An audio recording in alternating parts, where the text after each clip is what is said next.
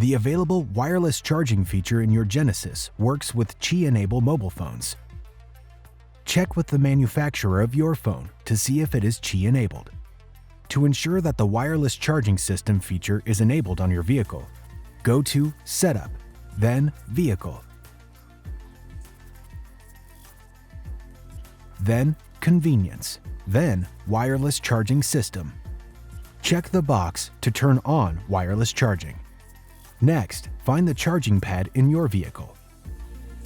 It is normally located next to the USB charging ports in the front passenger area. You can consult your owner's manual for the specific location in your vehicle. Clear all other items from the pad and place your phone at its center. You may need to remove your phone cover first.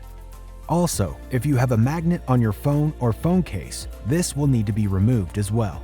Charging will only take place when all of the vehicle's doors are closed and the Start-Stop button is in the ACC on or start position.